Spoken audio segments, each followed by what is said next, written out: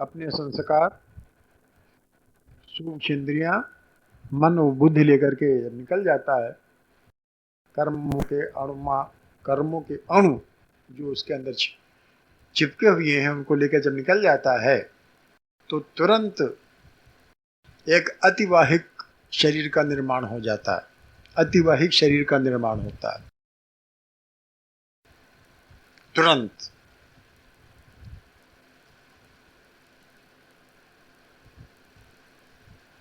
और वो अतिवाहिक शरीर कुछ समय तक रहता है और उसके बाद कर्मानुसार उसकी दो गतियां हो जाती हैं।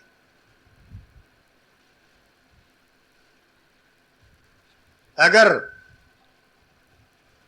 पाप कर्म अधिक हैं, बहुत अधिक पाप कर्म किए हैं, तो उनको उस अतिवाहिक शरीर से यातना शरीर परिवर्तित हो जाता है। अतिवाहिक शरीर से यातना शरीर में परिवर्तन हो जाता है। यातना शरीर में न पृथ्वी तत्व होता है न जल तत्व होता है।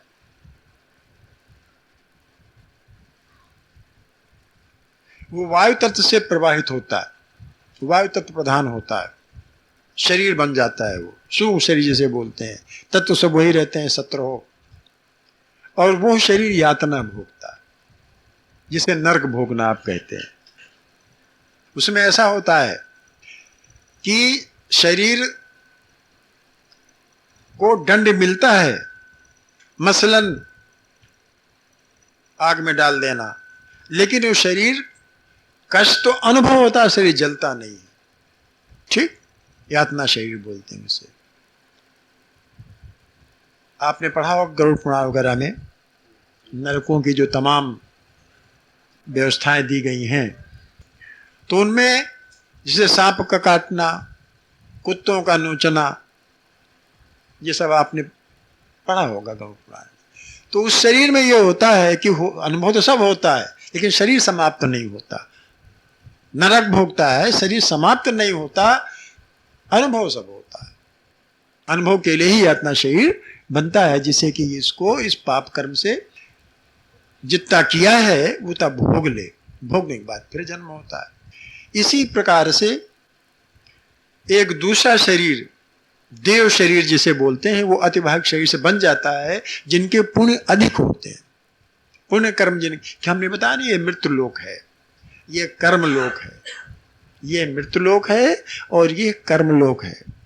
अगर आप विष्णु महापुराण पढ़ें तो व्यास जी ने यहाँ की जो संज्ञा, यहाँ की जो वर्णन किया है, उसमें यही वर्णन किया है कि यहाँ कर्म प्रधान ये मृत्यु लोक है। यहाँ जैसे जैसे कर्म होते हैं उसी हिसाब से उनका फल मिलता है। तो पुण्य कर्म जिनके होते हैं उनका देव शरीर, उसकी संज्ञा मिल जाती है, और वो अग्नि प्रधान होता है। उसमें भी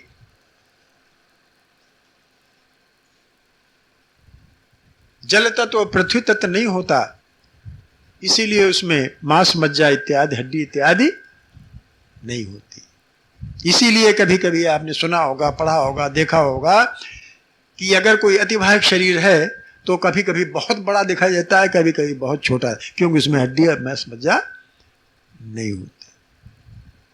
शरीर होता है लेकिन उसमें अस्थि इत्यादि, मांस मज्जा इत्यादि नहीं होता, इसलिए वो कभी कभी पारदर्शी भी होता है। तो जो देव शरीर होता है, अग्नि तत्व जिसमें प्रधान होता है, तो वो स्वर्ग भोगता है, स्वर्ग भोगता है। अर्थात ऐसे कर्म उसने जिसने कर रखे हैं, जिनको कि नरक भोगना नहीं है, जिनको कि सुख पाना है, तो कुछ काल के लिए वो लोकांतर उनको मिल जाता है। पितरलोक या चंद्रलोक, जिसका कि वर्णन आपने पढ़ा होगा गरुड़ पुराण वगैरह में, उनको लोक मिल जाता है और उस लोक में वो निवास करते हैं, स्वर्ग का सुख उठाते हैं, और जब पुण्य कर्म क्षीण होते हैं तो उनको पुनः जन्म मिल जाता है। ये गतियां हैं किसकी? जीवात्मा की। शरीर की गतियां और जीवात्मा की गतियां। ये गतियां इन आंखों से, भौतिक आंखों से दिखाई नहीं देती। भगवत कृपा कुछ ऐसी हुई, कुछ ऐसा कोई सानिध्य मिला, प्रेरणा मिली, अब से जो कुछ भी कह लीजिए कि हमें जो हमने बात बताई तू कहता, कागज की लेखी मैं कहता, आंखों की देखी वो कुछ देखने को मिला, जिसके आधार पर पिछली बार मैंने बताया था कि दीक्षा लेना, दीक्षा लेने वाला और दीक्षा देने वाला दोनों पर असर पड़ता है यदि मंत्र का, यदि दीक्षा का दुरुपयोग होता है। मंत्र लेना सहज नहीं है, दीक्षा लेना और देना दोनों सहज नहीं है। मैं नहीं जानता, मैं इसलिए आपको बता रहा हूं कि मुझे अनुभव है। मैंने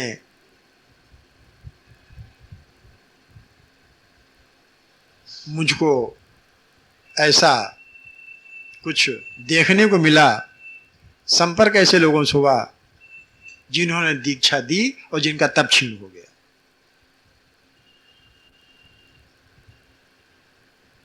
क्योंकि जिसको दीक्षा दी वो योगी ही नहीं था, जिसको मंत्र दिया उस मंत्र को साध न सका, रख न सका। निजी मामला एक मैं आपको सुना देता हूं, निजी मामला मेरा अपना है, दूसरे को मैं इसलिए बताता हूं कि मैं कुछ समय के लिए ननिहाल में रहा, मेरे संस्कार कुछ अच्छे पड़े, इससे कुछ ताल्लुक नहीं है, कुछ ऐसे ही इसलिए बता रहा हूं दीक्षा क्या हाल होता, उदाहरण बता रहा हूं। कुछ दिन रहा, वहां के संस्कार अच्छे पड़े। नाना जी हमारे, मैंने आपको दिखा घर जब आप गए थे तो वहां पूरा कमरा एक लाइब्रेरी किताबों से भरी हुई थी, अंग्रेजी की, संस्कृत की, उर्दू की, हिंदी की, तमाम किताबें उनके पास, ज्योतिष की तमाम किताबें थी, पूरी पूरी लाइब्रेरी थी। हमको पढ़ाया करते थे,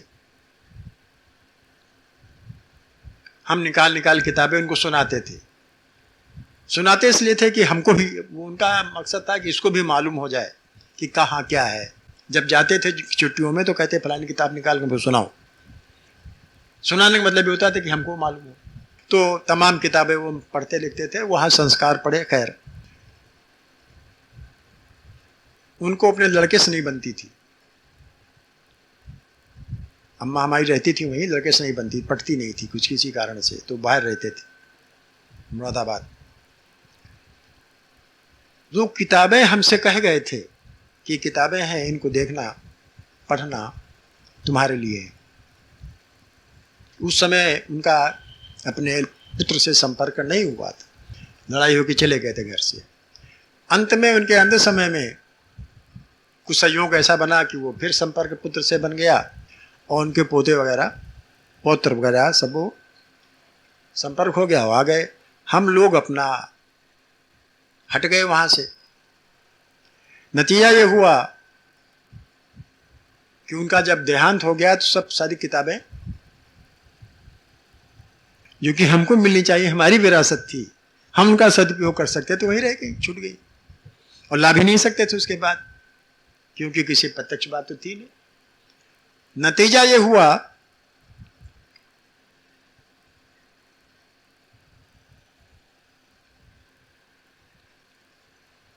न जानाति योजस गुण प्रकाशम सतम सदा निंदति नाथ रस्तम यथा किराती करकुंभ जाताम मुक्ताम प्रत्यज बिभर्ते गुंदाम। जो जिसकी कदर नहीं जानता वो हमेशा उसकी निंदा करता है। जैसे कि वो जंगली जातियां गजमुक्ता पड़ी उसे छोड़ देंगे, वो घुंघची उठा लेंगे, जानती नहीं उसका क्या अर्थ होता है, क्या मतलब। जंगली जातियां घुंघची इधर उधर घूमती हैं, गजमुक्ता पड़ा होगा उसे छोड़ देंगे, उनके जानते नहीं गजमुक्ता क्या होता है, घुंघची उठा लेंगे। वैसे ही हम एक बार गए तो पता चला सब किताबें बेच के मिठाई खा ली गई। किताबें इतनी बहुमूल्य किताबें जो कि आउट ऑफ प्रिंट हैं, आजकल नहीं मिल सकती, ज्योतिष की, साहित्य की, अंग्रेजी की, संस्कृत की, हिंदी की, उर्दू भी जानते, तीनों भाषाएं जानते थे वो, संस्कृत, हिंदी, उर्दू, अंग्रेजी, चारों भाषाएं सब बिक गई।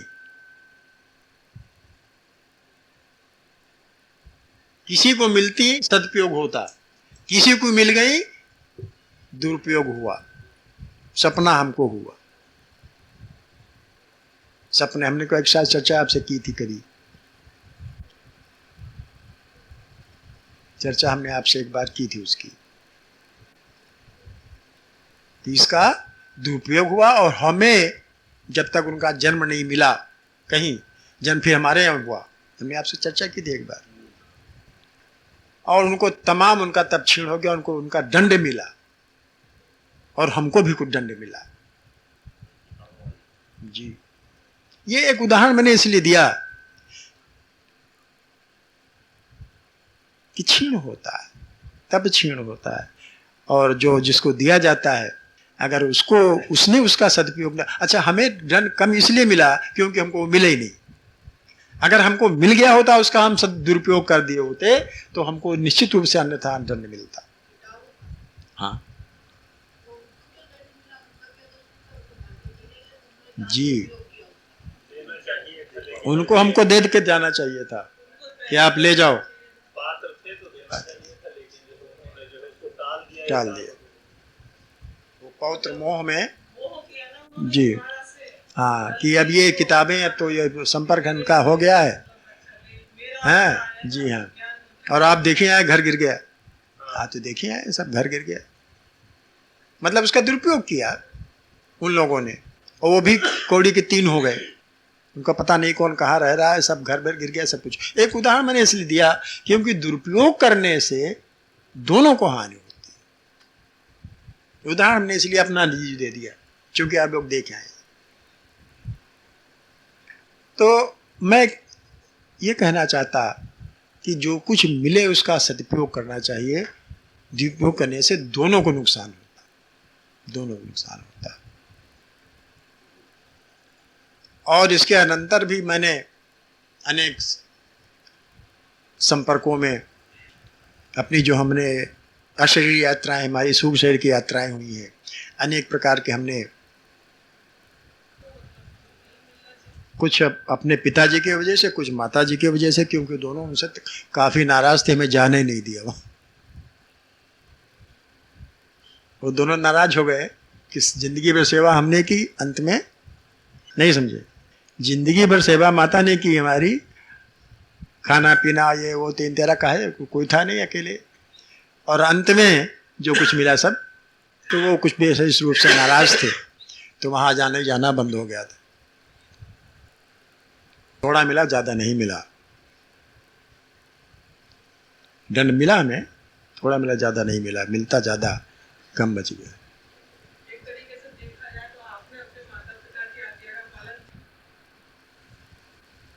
वो किसी व्यक्ति विशेष पर नहीं है, आम जो साधारण हो रहा है उसकी चर्चा मैं आपसे करूंगा। आजकल एक विशेष प्रकार से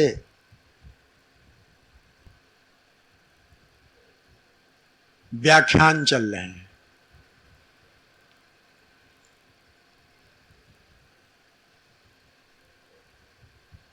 और उन व्याख्यानों का इतना जोर है कि कम से कम इस लखनऊ में तो हमने देखा कि ये कहीं टाइम में दो जगह, मैं किसी व्यक्ति की निंदा, पहले मैं आपसे हाथ जोड़ के प्रार्थना कर चुका हूं, मैं निंदा नहीं कर रहा, न व्याख्यान की निंदा कर रहा हूं, न जो व्याख्यान देने आते उनकी निंदा कर रहा हूं, नहीं, मैं जो अपनी जो बात कहना चाहता हूं आपसे, एक तो लेख छपाना,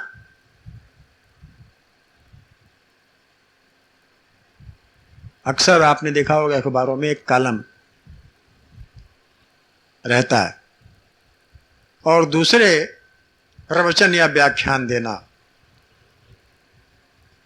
लगातार टीवी पे भी आ रहा है, 6 दिन 4 दिन पांडाल सजते हैं, बड़े बड़े व्याख्यान चलते हैं, उनसे जहां तक मैंने अनुभव किया कि लाभ तो कम है, हानि ज्यादा। लाभ तो है, इसमें कोई दो राय नहीं, लाभ तो है। अच्छी बातें सुनने को मिलती हैं, बजाय इसके कि हम सिनेमा जाएं, बजाय इसके कि हम थिएटर में जाएं, बजाय इसके हम नाटक देखें, बजाय इसके कि और भी कुछ कर्म करने लगे, अगर 5-6 दिन वहां जाते हैं और प्रवचन या व्याख्यान सुनने को मिलती हैं अपनी संस्कृति के बारे में, अपने धर्म के बारे में और अपने देश के बारे में, जो बातें सुनने को मिलती हैं निश्चित रूप से लाभकारी हैं, लेकिन इसके साथ कुछ हानि भी है। हानि साधकों के लिए, सुनने वालों के लिए नहीं है, साधकों के लिए हानि। जो लोग साधना करना चाह रहे हैं, मैं साधना की बात कर रहा हूं, आपने पूछा, साधकों के लिए हानिप्रद है। वो इसलिए क्योंकि कोई कुछ कहता है, कोई कुछ कहता है, कोई असली राह दिखा रहा है, कहता है यही असली राह है, कोई कहता नहीं ये असली राह है।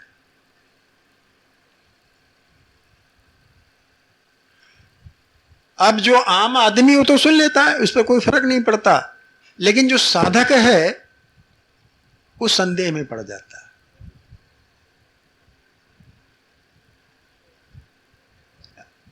पिछली बार हम आपके साथ गए थे, आप लोग हमारे साथ थे, एक विशेष, आप भी साथ थे, विशेष प्रकार का एक मेला लगा हुआ था। वहां हमारी संस्कृति के विपरीत, हमारे धर्म के विपरीत कुछ बातें दर्शाई गई थी और वो कहे थे यही असली है, यही असली धर्म, यही असली संस्कृति है। वो भगवान को कण-कण नहीं मानते, गीता को मानते हैं लेकिन भगवान को, वो कृष्ण को मानते हैं लेकिन इस कृष्ण को नहीं मानते। एक ब्रह्मा को मानते हैं लेकिन इस ब्रह्मा को नहीं मानते, कोई दूसरे ब्रह्मा। बातचीत भी हुई लेकिन कुछ प्रश्नोत्तर हुए तो उनको आगे मालूम है नहीं, उन्होंने कहा आगे माता जी जाने।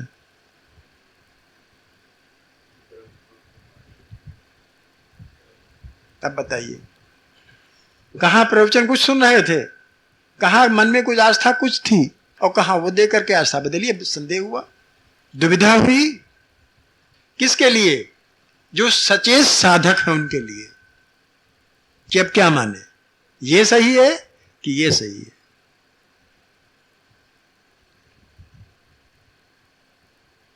उलझन के मारे नींद नहीं पड़ती। एक सज्जन हमारे पास आए, उन्होंने कहा, साधक थे, उन्होंने बताया कि हमने ये सब तमाम बातें जब सुनते हैं तो बड़ी उलझन होती है, और जब हम सोचने लगते हैं तो रात में नींद ही नहीं पड़ती, क्या सही हो क्या गलत है, दुविधा में, संदेह में मन पड़ जाता। आप हमारी बात समझ नहीं समझे? आमतौर से जो सुन के चले आते हैं वो तो ठीक है, लेकिन जो साधक है वो तो गड़बड़ हो जाता है। साधना किसकी कर, कैसे करे?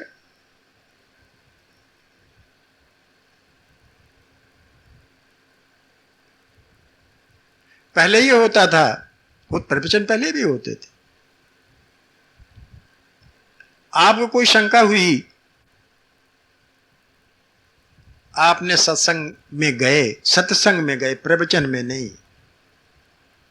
सत्संग में गए, कोई शंका हुई, आपने सत्संग में रखा या किसी गुरु के पास चले गए, उसके सामने शंका रखी और गुरु ने शंका का समाधान कर दिया। या सत्संग में गए, सत्संग में ऐसी बात नहीं होती, वहां तो प्रवचन तो है नहीं, बस सुनते जाओ सुनते जाओ, वहां तो प्रश्न उत्तर भी हो सकते हैं आपकी समझ में ही। बताइए, हम आप भी साथ बैठे हैं बताने वाले। वहां तो समाधान हो सकता है, वहां तो एक निश्चित राह मिल जाती है। वहां मिल जाता है कि चारों वेद खंगाल के अंत कहोगे राम, सो जब पहले कहो जाए से काम बता देगा भाई ये रास्ता है। गुरु, ग्रंथ, गुरु और ग्रंथ और अपना अनुभव, तीन चीजें मिलाइए तब सही बात मिलेगी। अपने अनुभव को आदर दीजिए, अपने अनुभव को आदर दीजिए। गुरु के पास जाइए, ग्रंथ, गुरु के पास ज्ञान जो देता है। ग्रंथ, सदग्रंथ, शास्त्र प्रमाण जिसे बोलते हैं। ग्रंथ मतलब यहां शास्त्र से है, जो न समझ में आए तुरंत हमसे पूछ लीजिएगा।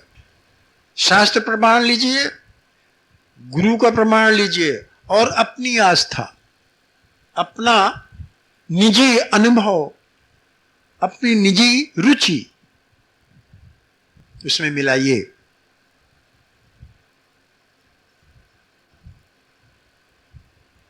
मैं साधक की बात कर रहा हूं,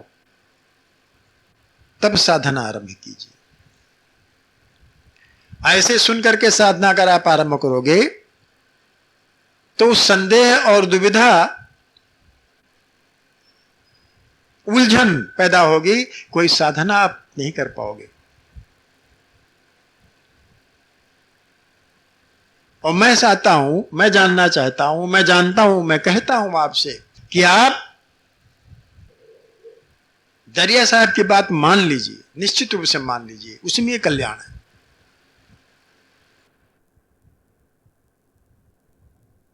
कि हाथ काम मुख राम है, हृदय साची प्रीत, दरिया गिरे साध की या ही उत्तम रीत। क्योंकि हम लोग यहां बैठते हैं, सत्संग करते हैं, काहे के लिए? अपने कल्याण के लिए, शांति पाने के लिए, कि हमको हमारा कल्याण हो, हमको शांति मिले। और यहां से अगर कल्याण न मिला, शांति न मिली, तो काहे के सत्संग? अगर हमारे कर्म न सुधरे, अगर शरीरांत के बाद हमें फिर वही, जैसा हमने भी आपसे बताया, वही गतियां फिर हमको मिलने लगी, कुछ ऐसा संसर्ग या ऐसा संबंध बना कि हमारा पेशा भी भगवान के पास वैसे दे दिया कि हम तो जिंदा लोगों को नरक में जाते देखते, जिंदा नरक, सूक्ष्म शरीर का नरक नहीं, स्थूल शरीर का नरक अस्पताल में हम देखते हैं। सूक्ष्म शरीर का नरक नहीं, साक्षात भौतिक शरीर का नरक आइए अस्पताल में दिखाते हैं। कितना कष्ट शरीर को होता है, आपको अनुभव होगा। अभी आपकी सास का प्राणांत हुआ, कितना भोगा उन्होंने। हमारी स्त्री का प्राणांत हुआ, कितना भोगा उन्होंने। क्यों भोगा?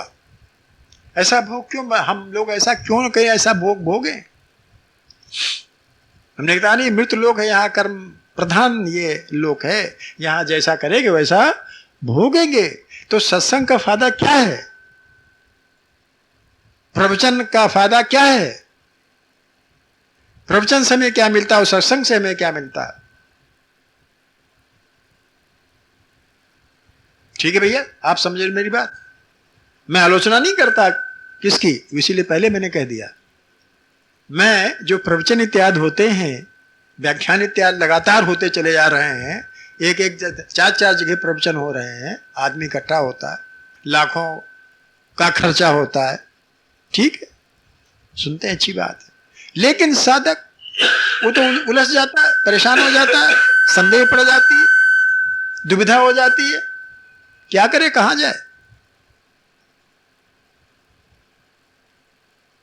जैसे हमने कई बार कहा कि आप सिनेमा देख के आते हो, जब तक सिनेमा घर में बैठे रहते हो तब तक दुख सुख सब झेलते रहते हो।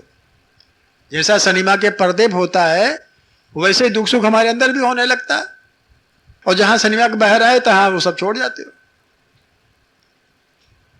होता नहीं होता? सिनेमा में चाहे करुणा दृश्य है तो आंसू निकल आते, हास्य दृश्य तो हंसने लगते हो, श्रृंगारिक दृश्य तो उसी प्रकार की भावनाएं हो जाती है। उसी प्रकार जब प्रवचन सुनने जाते हो तो प्रवचन करता अगर माहिर है भाषण में तो आपको ऐसी करवा देगा, को रुला दे, को हंसा दे, और वो ताली पिटवा दे जी। लेकिन बस उसके बाद आने फिर क्या होता है, फिर सब भूल जाते हैं, वो सब वहीं छोड़ के चले आते हैं, फिर हम संसारिक हो जाते हैं, और फिर वही जो कर्म करना न चाहिए वो भी करते हैं, जो करना चाहिए तो करते ही करते। तो ऐसे प्रवचन हमें हमारे व्यक्तित्व के लिए, हमारे कर्मों पर क्या असर डालते हैं, हमारे ऊपर क्या असर डालते हैं, ये विषय आलोचना नहीं करता मैं। उसके लिए ये निश्चित रूप से चाहिए, सुन लीजिए भाई, कोई सोइएगा नहीं, अच्छी बात है। उसके लिए क्या चाहिए, हमें ये चाहिए यही परंपरा के सत्संग में बैठें, आमने सामने बात हो, हम आपकी सुने, आप हमें सुनावें, और उसमें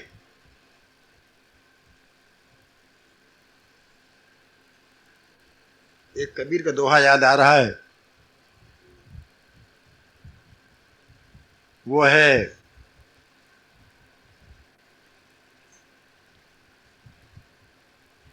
शब्द बराबर धन नहीं, शब्द बराबर धन नहीं, जो कोई जाने बोल। शब्द मंत्र, शब्द मतलब यहां मंत्र से, दीक्षा से। शब्द बराबर धन नहीं, जो कोई जाने बोल। हीरे का तो मोल है, हीरे का तो मोल है, शब्द ही मोल न तोल। ठीक है ना? हीरे का तो आप मोल तोल कर सकते हो, लेकिन यहां बैठ के जो मंत्र मिल जाता है, जो सलाह मिल जाती है, जो दीक्षा मिल जाती है, इसका कोई मोल तोल नहीं। यहां से मतलब हम अपनी बात नहीं कर रहे हैं, सत्संग में बैठ करके, मेरी बात नहीं है, सत्संग में बैठ करके, गुरु के साथ बैठ करके, उसका कोई मोल तोल नहीं है, क्योंकि वो जीवन को सुधार दे। जीवन कैसे जिया जाए उसमें सुधार आता है, कैसे कर्म करेंगे जो अगले आने वाला जो जीवन है वो सुधर जाए। अभी जो कुछ किया प्रारब्धानुसार जो किया, प्रारब्ध को कोई टाल नहीं सकता, ब्रह्मा भी प्रारब्ध को नहीं टाल सकते, प्रारब्ध तो होके रहता है, प्रारब्ध जो होगा वो तो होके रहेगा, उसको कोई टाल नहीं सकता।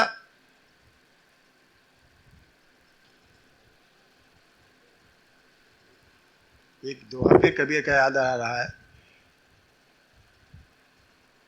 पता नहीं, उसका अर्थ यह है, काल फिरे नित शीश पर, काल फिरे नित शीश पर, और यह जीवन जाने ना ही, क्योंकि वो सूक्ष्म होता है।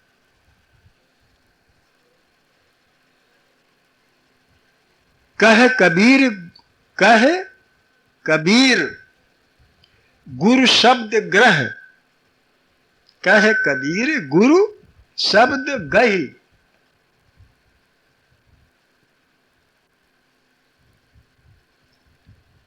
जम से जीव बचाओ, जम से कब किसका काम